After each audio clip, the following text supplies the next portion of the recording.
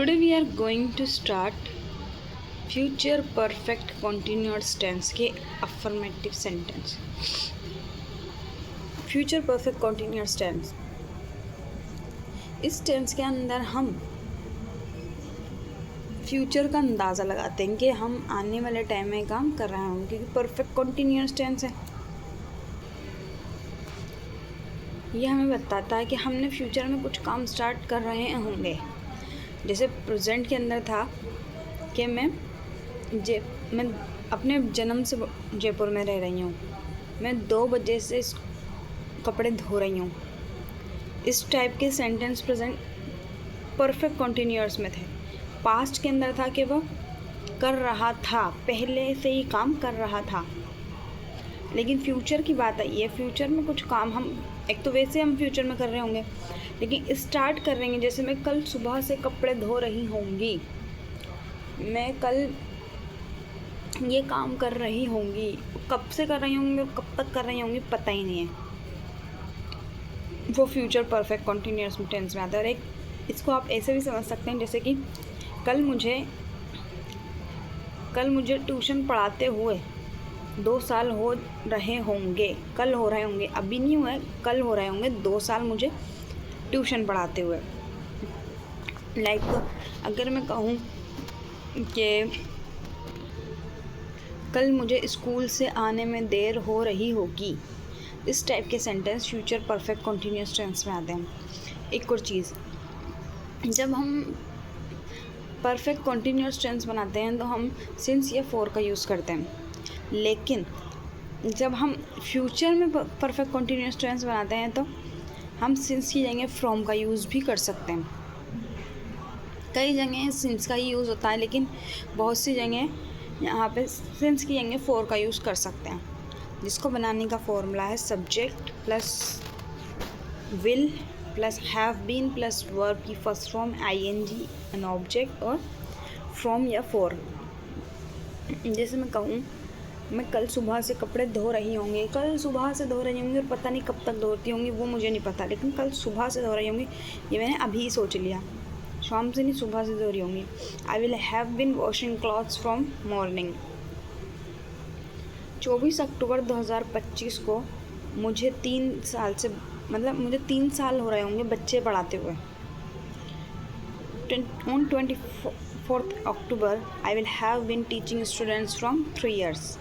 मतलब क्या है, मैं 3 साल से बच्चे पढ़ा रही होंगी। कब? 24 अक्टूबर को होंगे मुझे 3 साल पढ़ाते हुए। इस टाइप के सेंटेंस आते हैं फ्यूचर परफेक्ट कॉन्टीन्यूअस टेंस में। इसका यूज़ ज़्यादा होता नहीं है, लेकिन कभी हो जाए तो इस टाइप से आता है। अच्छा, एक कन्फ्यूज़न है जो कि मैं क्लियर कर देती हूँ। ये कन्फ्यूजिंग है हमारे। Would have been, must have been, may have been, might have been. इस टाइप के सेंटेंस जब ये आ जाए तो ये कहाँ यूज़ करते हैं हम? इसके साथ ही फॉर्मूला है सब्जेक्ट, उसके साथ as a helping verb would, must, may, might, verb की फर्स्ट फॉर्म आईएनजी और ऑब्जेक्ट। ओके।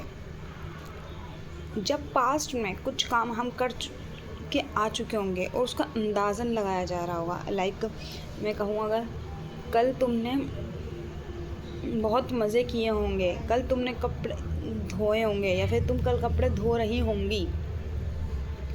इस टाइप के सेंटेंस जो दिखने में तो फ्यूचर के लगेंगे कि तुमने किए होंगे कल, कब? पास्ट में। हम अंदाज़ा लगा रहे हैं क्योंकि मैं वहाँ नहीं थी, मैं अब अंदाज़े से बोल रही हूँ। मैं अंदाज़न बोल रही हूँ कि तुमने कल कपड़े धोए होंगे या तुम कल कपड़े धो रही होंगी। कल की बात कर रही हूँ, मैं नहीं थी, तुमने धोए नहीं धोए मुझे क्या पता, लेकिन मैं बता रही हूँ कल ऐसा हुआ होगा। फॉर एग्ज़ाम्पल, इसको इस तरीके से समझो आप। मैं प्रेजेंट में खड़ी हूँ, ठीक है, मैं प्रेजेंट में खड़ी हूँ, या तो मैं आपसे बात कर रही हूँ या फिर मैं अपनी एक फ्रेंड से बात कर रही हूँ आपके बारे में कि कल ना इन्होंने उसे कुछ कहा होगा और फिर इन दोनों की लड़ाई हो गई होगी। कब की बात हो रही है? पास्ट की बात हो रही है, प्रेजेंट की नहीं हो रही, पास्ट की बात हो रही। पास्ट में हुआ था तो वहाँ पे would have been, must have been, may have been और माइट हैव बीन का यूज़ होता है। फॉर एग्ज़ाम्पल, कल तुमने बहुत मज़े किए होंगे, आज नहीं किए। मैं एक अंदाज़ा लगा रही हूँ क्योंकि मैं नहीं थी, अब मैं अंदाज़ा लगा रही हूँ कल पार्टी थी तो तुमने मज़े किए होंगे। You might have been enjoying yesterday, वह ज़रूर तुम्हें उकसा रहा होगा। लड़ाई के नहीं, वो उकसा रहा होगा, तुमने नहीं लड़ाई करी। अब मैं प्रेजेंट में खड़ी हूँ और प्रेजेंट में खड़े होकर मैं फ्यूचर का अंदाज़ा पास्ट का अंदाज़ा लगा रही हूँ कि ऐसा हुआ होगा। He must have been provoking you, he must have been provoking you, वह वहाँ खड़ी होगी। She may have been standing there, she may have been standing there, वह वहाँ खड़ी होगी। हो सकता है वो उससे बात कर रहा हो और उसने थप्पड़ मार दिया, उसने उसे थप्पड़ मार दिया, हो सकता है। He might have been talking to him and he may have slapped him.